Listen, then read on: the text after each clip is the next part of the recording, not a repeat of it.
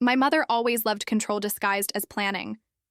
Every family event was a performance, and she was the director, the star, and the costume designer. So when she called a family meeting one afternoon and announced, "We're flying to Santorini in August," no one questioned her. She spoke like a royal decree had been issued. There was a pause, and then she dropped the bombshell. Flights are $400 each. If you cannot afford it, stay behind. There was no offer to help, no discussion, just a cold, sharp line in the sand. We were 4 siblings in total, but I was the only one without a spouse or kids, living alone, rebuilding my life after a brutal breakup, juggling rent and freelance gigs. I swallowed hard and simply nodded. I didn't want to beg for inclusion, not in front of the others. She didn't say it explicitly, but the message was clear. If you don't pay, you don't matter. What made it worse was the way my sister smirked across the table. She and her husband were already calculating hotel upgrades. My brother muttered something about how he'd use points. The youngest, only 22 and still in college, looked down at his phone, clearly not in the running either. I wasn't the only one left out, but I was the only one who didn't act like it was normal. That night, I lay in bed feeling like I was 13 again, being told I couldn't go to Disneyland because I'd just slow everyone down. The pattern had repeated all my life. My mother used money and access as power. Vacations, birthdays, even love, everything had a price. And I was tired of trying to afford affection. Still, a part of me held on to the hope that someone would speak up. That my dad, quiet and tired lately, might say, "We'll make it work." But he just looked at me and then at his lap, like he didn't want to risk confrontation. My siblings, silent, as usual. A week passed, and I pretended to be okay with it. I even told my coworker I was glad not to go. At least I won't have to deal with their drama on a Greek island, I joked, but my voice cracked a little. The rejection hurt, but it was the way they justified it that truly burned. My mother messaged in the group chat later, "Don't take it personally. This is about priorities and adulthood." As if I was a child for not having $1,400 lying around for flights. As if surviving a pandemic, inflation, and a mental health crisis made me lazy or immature. It wasn't just about money. It was about dignity. And then, just when I thought I had processed it all, something happened that changed everything. The following Monday, I went back to my routine. Early coffee, inbox cleanup, a couple of virtual client calls. I tried not to think about the group chat, now filled with messages about Airbnb options and restaurant reservations. Every ping from that thread was a silent reminder that I wasn't part of the family unit, at least not the one my mom cared to prioritize. No one asked how I felt about not going. No one offered to help with costs, split payments, or even suggest that the trip be delayed until everyone could come. It wasn't a family trip. It was a curated event, and I didn't fit the aesthetic. What stung most wasn't the exclusion itself. It was how comfortable they all were with it. On Wednesday, I got a call from my youngest brother. I answered with fake enthusiasm, hoping maybe he wanted to talk or check in. "Hey," he said awkwardly. "So, Mom wanted me to ask if you could maybe help with booking the flights?" I blinked. "What?" "Yeah. Like, she said you could front the payment for now and everyone can pay you back later. Her card has a limit or something." I felt my stomach drop. Wait. She wants me to pay for the trip I'm not even invited to? She said something like, "Tell her it's a family contribution. She'll understand." A family contribution. As if I were a silent donor for her curated family dream. Not even a seat at the table, just the tab. I declined, obviously. Politely at first. Then with more edge. "Tell Mom I'm not her travel agency. If she wants first-class flights, she can finance them." My brother mumbled an apology and hung up. I sat back, stunned by the audacity. For days, I kept rethinking the call, wondering if it was some twisted joke. But deep down, I knew better.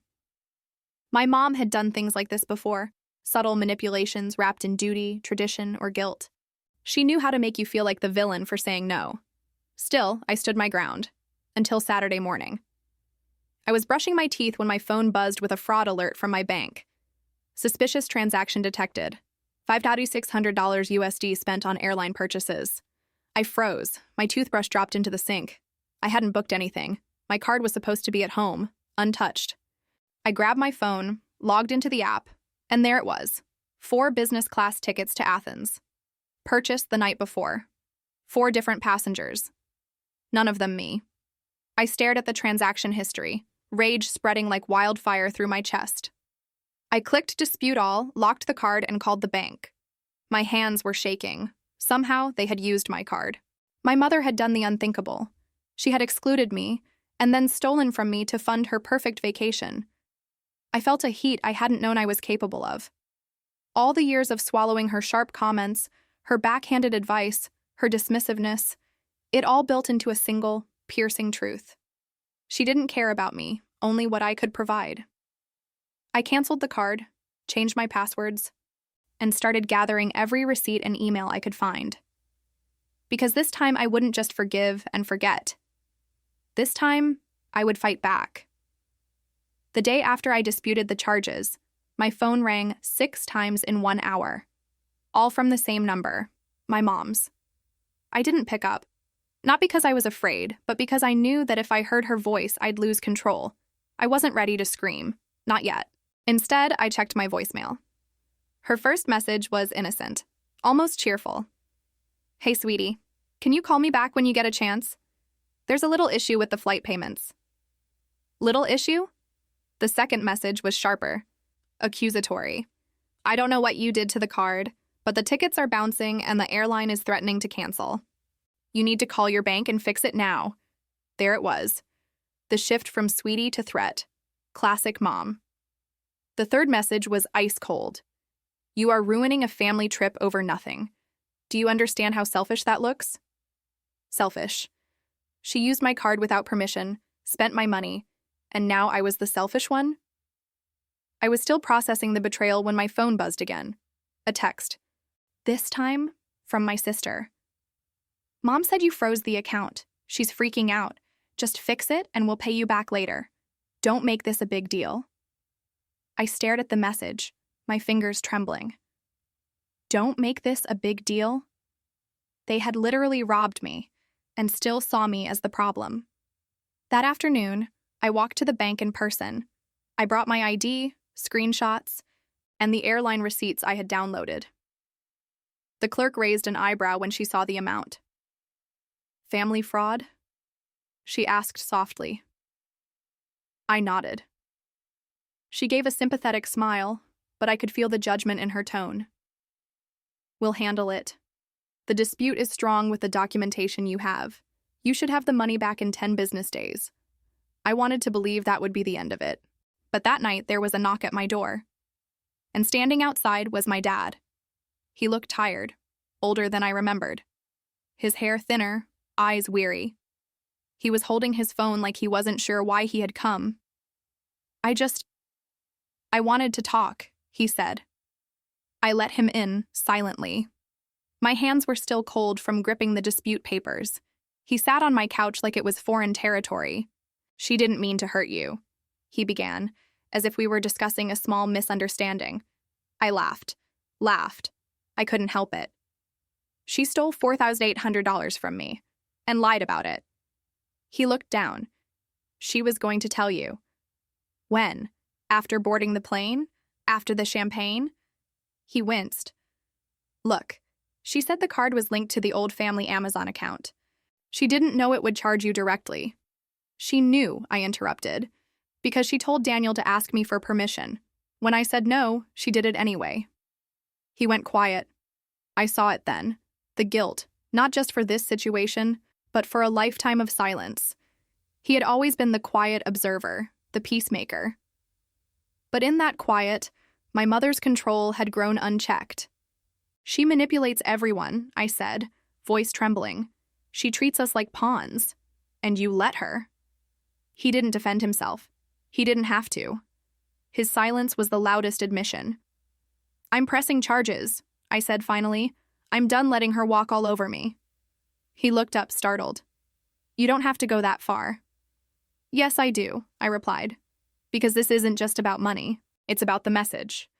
I don't exist to serve her. There was a long pause.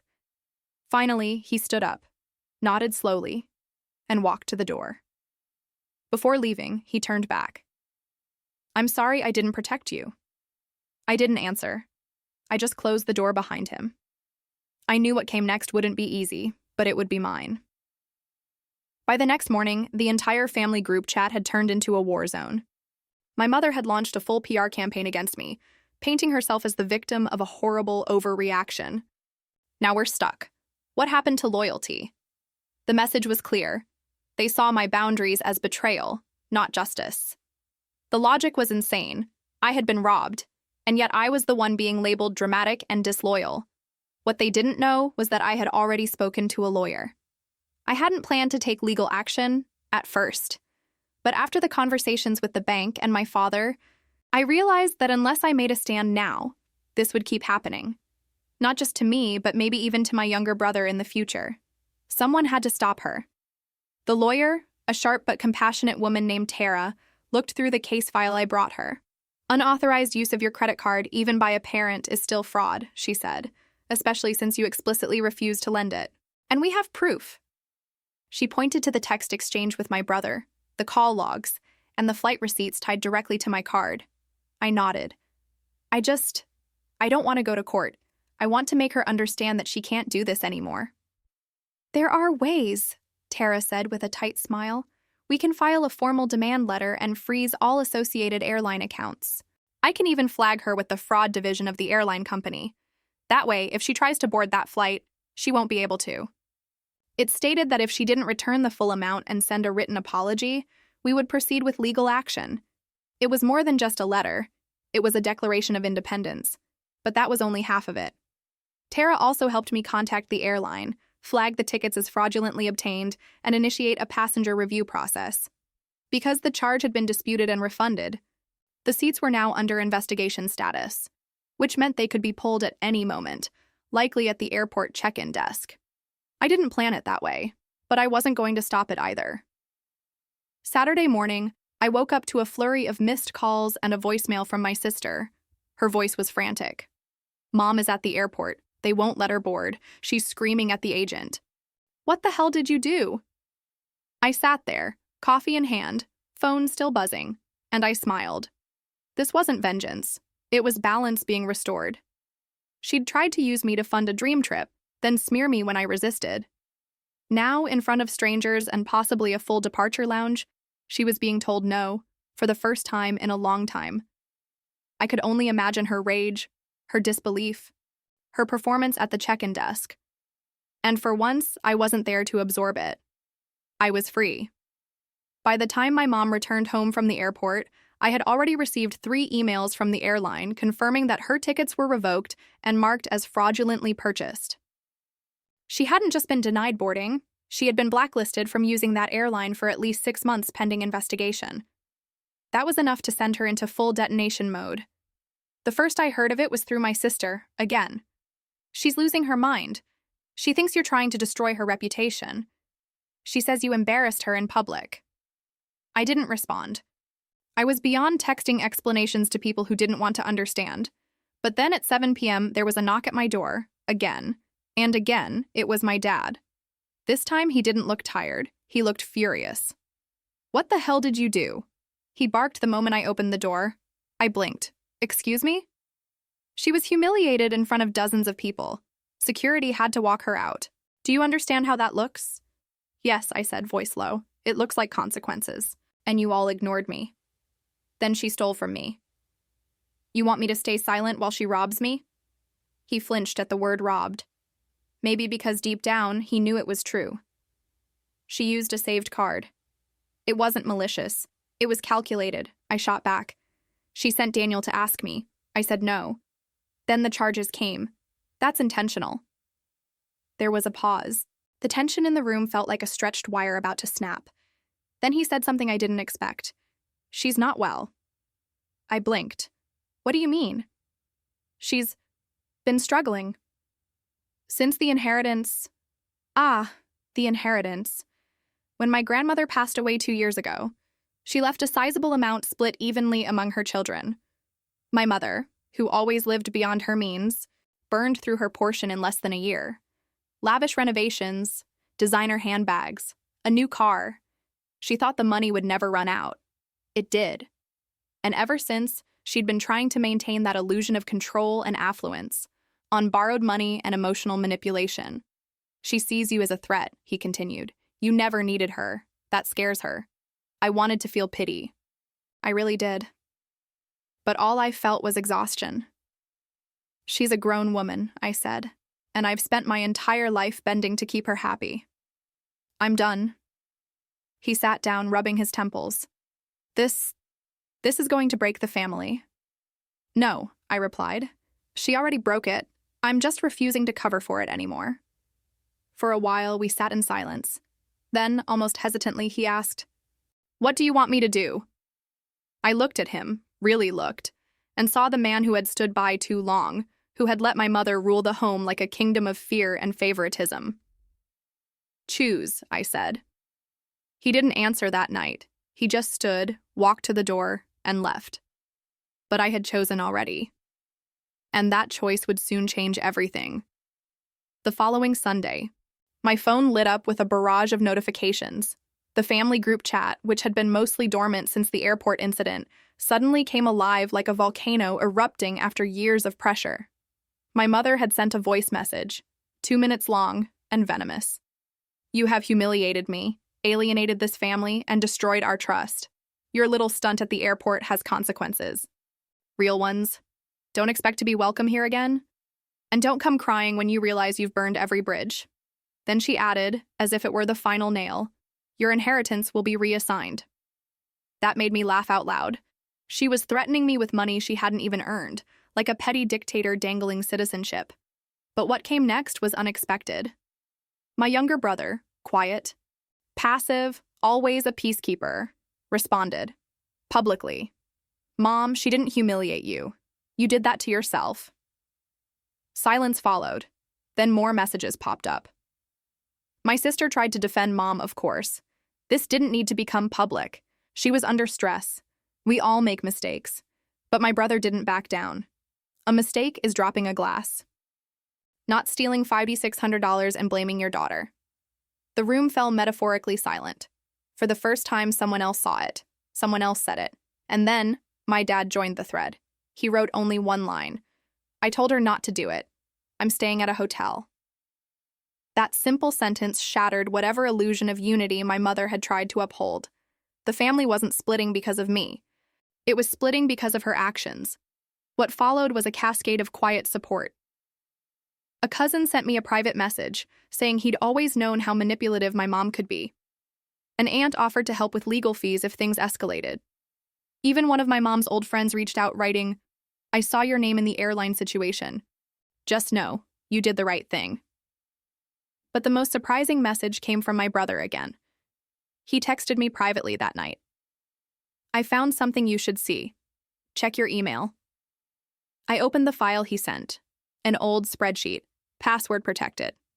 He had discovered it while clearing space in the shared family drive. The password was our childhood dog's name. Inside was a history of financial transfers, account numbers, and expense logs dating back 5 years. The spreadsheet tracked not just household expenses, but individual contributions, mine included.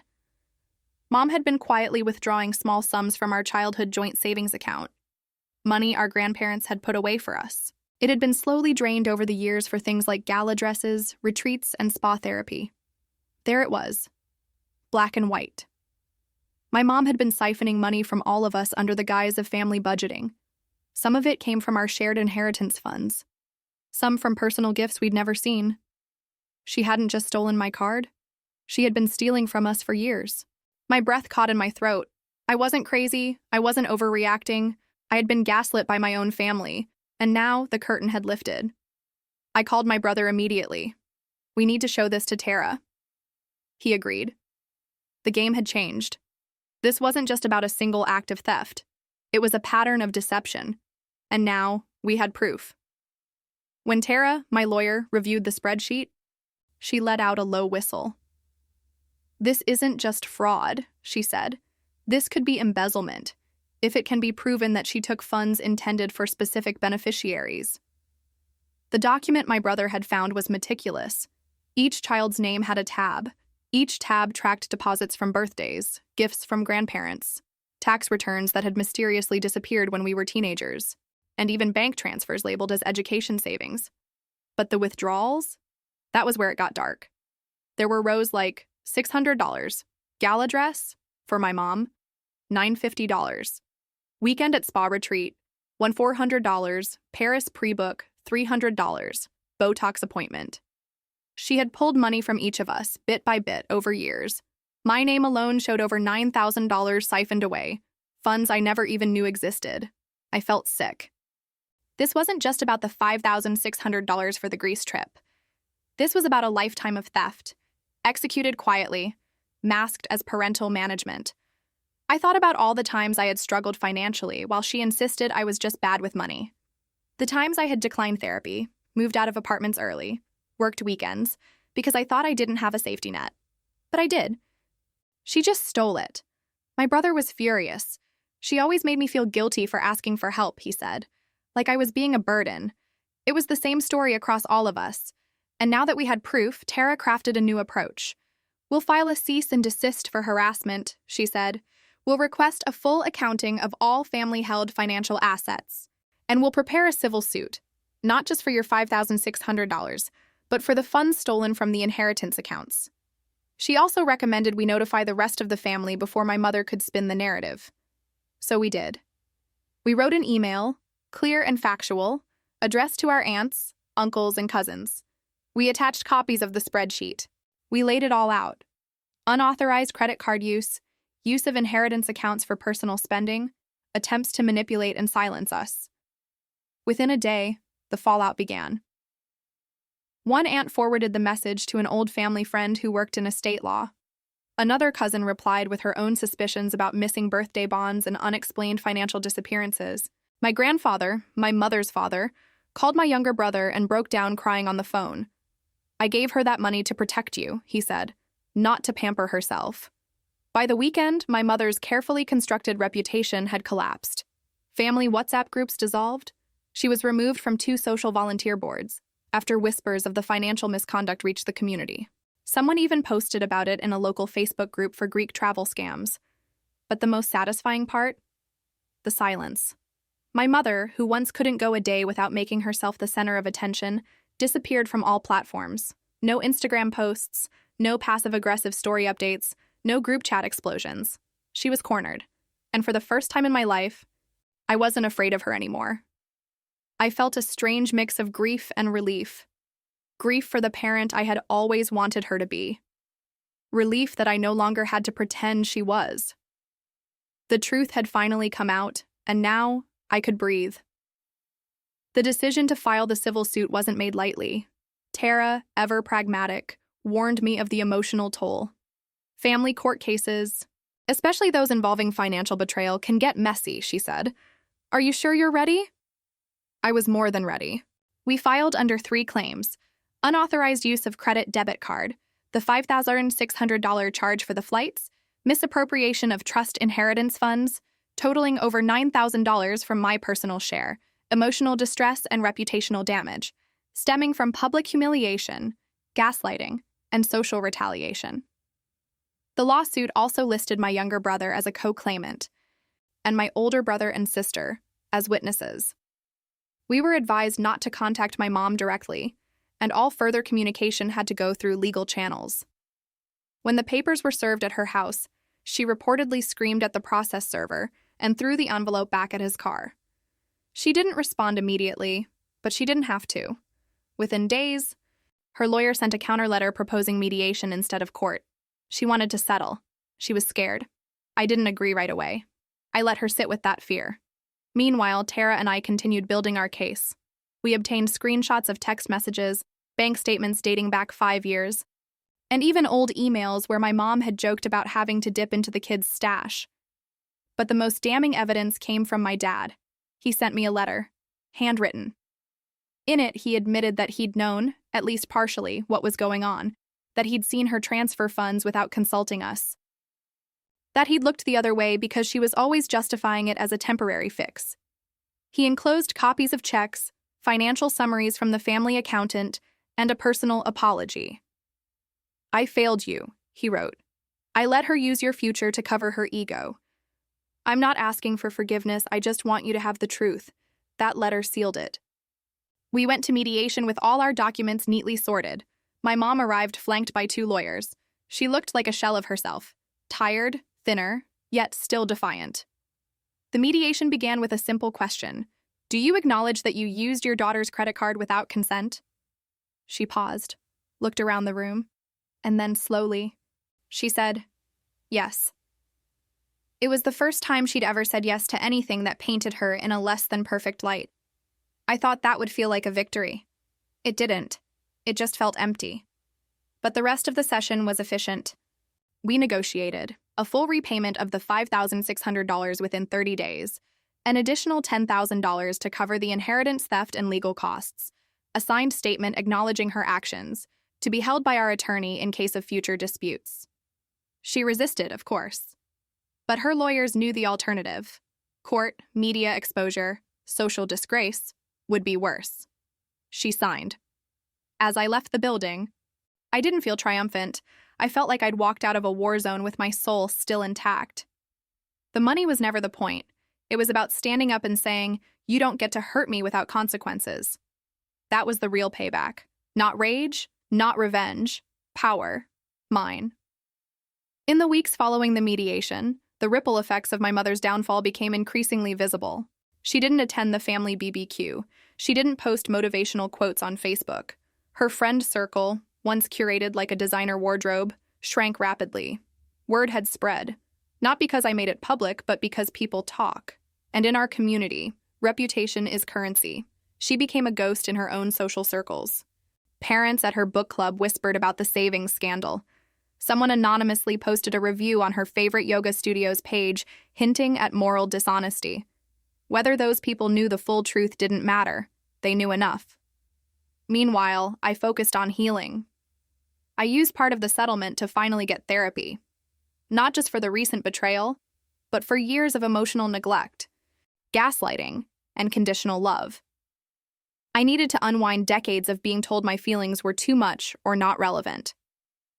Therapy helped me understand why my boundaries had always felt like rebellion instead of survival.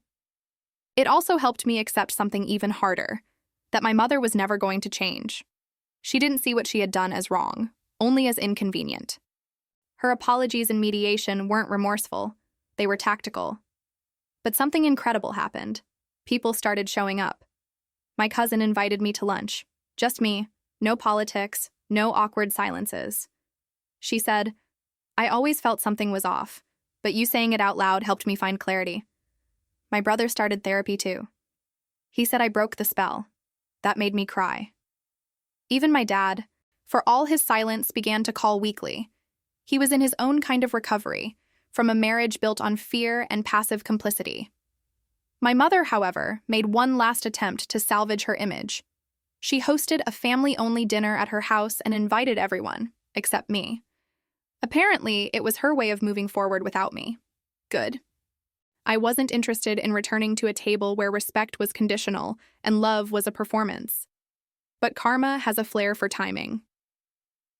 2 months later, at a large family wedding, we all ended up in the same room again. She arrived late, underdressed, and visibly anxious. Gone was the woman who used to command attention with a single glance. I walked in, calm, composed. Wearing a blue dress she once said made me look too serious. We made eye contact. She looked away, and that tiny moment, was the real victory. Not the money, not the legal win. The fact that she knew I wasn't afraid of her anymore, and that everyone else knew it too. My aunt approached me during dessert and said, "You look peaceful. Like someone who finally put down a weight." She was right. I had spent my entire life trying to earn love by shrinking myself. Now, I was standing tall, and it showed. There was no dramatic scene at the wedding, no showdown, just a quiet shift in gravity. The narrative had changed. I wasn't the black sheep anymore. I was the one who drew the line and kept walking.